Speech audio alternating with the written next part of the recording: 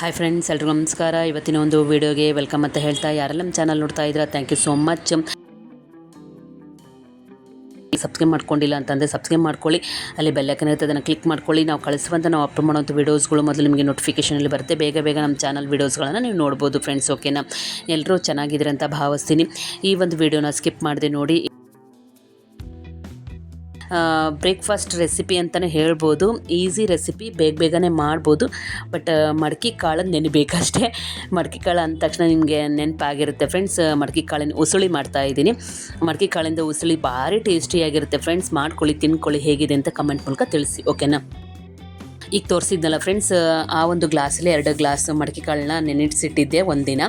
ಮರುದಿನ ಅದನ್ನ ನೀರನ್ನೆಲ್ಲ ಬಸ್ತು ಈ ಥರ ಬಟ್ಟೆಯಲ್ಲಿ ಕಟ್ಟಿಟ್ಟಿದ್ದೆ, ಕಾಟನ್ ಬಟ್ಟೆಯಲ್ಲಿ. ಮಡಕೆ ಹೊಡೆದಿದ್ದಾವೆ, ಇಲ್ಲಿ ನೋಡ್ತಾ ಇರ್ಬೋದು ನೀವು.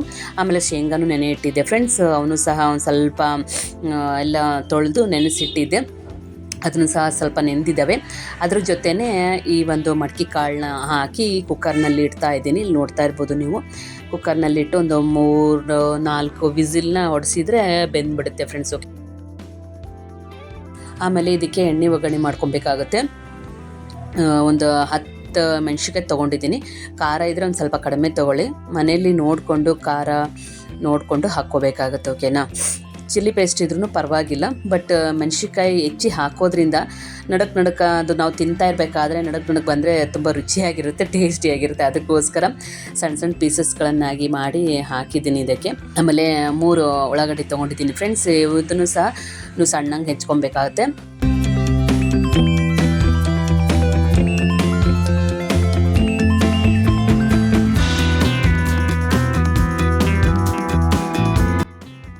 ಈ ಒಂದು ಮಡಕೆ ಕಾಳು ಉಸುಳಿಗೆ ಎಣ್ಣೆ ಒಗ್ಗರಣೆ ಮಾಡ್ಕೊಬೇಕಾಗುತ್ತೆ ಫ್ರೆಂಡ್ಸ್. ಹಂಗೂ ತಿಂತಾರೆ, ಬಟ್ ಈ ಥರ ಬ್ರೇಕ್ಫಾಸ್ಟಿಗೆ ಮಾಡ್ಕೊಂಡು ತಿಂದರೆ ತುಂಬ ರುಚಿಯಾಗಿರುತ್ತೆ.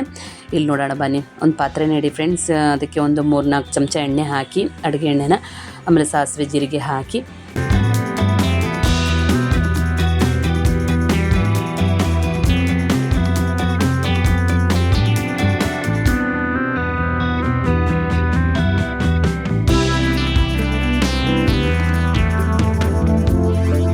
ಕೊತ್ತಂಬರಿ, ಕರಿಬೇವು, ಮೆಣಸಿನ್ಕಾಯಿ ಹಾಕಿ ಒಂದು ಸ್ವಲ್ಪ ಬೆಂದಾದಮೇಲೆ ಉಳ್ಳಾಗಡ್ಡಿನ ಹಾಕ್ಕೊಳ್ಳಿ. ಸಣ್ಣದಾಗಿ ಹೆಚ್ಚಿಟ್ಕೊಂಡಿದ್ವಲ್ಲ ಅದು ಉಳ್ಳಾಗಡ್ಡಿನ ಹಾಕಿ ಒಂದು ಸ್ವಲ್ಪ ಮುಚ್ಚಿಟ್ರೆ ಸ್ವಲ್ಪ ಬೇಗ ಬೆಂದು ಹೋಗುತ್ತೆ ಫ್ರೆಂಡ್ಸ್. ಹಾಗಾಗಿ ಒಂದು ಸ್ವಲ್ಪ ಮುಚ್ಚಿ ಆಮೇಲೆ ಅದಕ್ಕೆ ರುಚಿಗೆ ತಕ್ಕಷ್ಟು ಉಪ್ಪನ್ನು ಹಾಕ್ತಾಯಿದ್ದೀನಿ.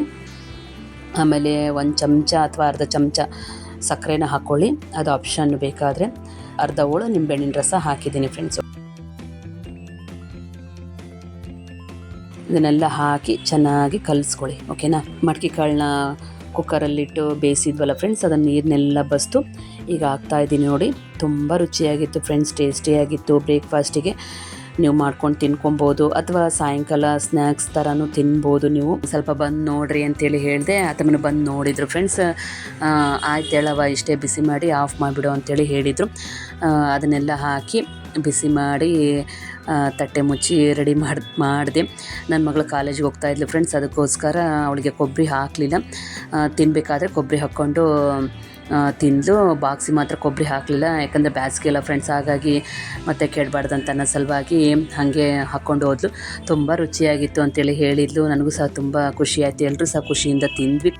ಈ ಒಂದು ಮಡಕೆ ಕಾಳು ಉಸುಳಿನ ನೀವು ಮಂಡಾಳ ಜೊತೆನೂ ಸಹ ತಿನ್ಬೋದು ಫ್ರೆಂಡ್ಸ್. ಓಕೆನಾ, ಹೆಂಗಿತ್ತು ಈ ಒಂದು ರೆಸಿಪಿ ಅಂತ ಕಮೆಂಟ್ ಮಾಡೋದ್ರ ಮೂಲಕ ನೀವು ನನಗೆ ತಿಳಿಸ್ಬೋದು.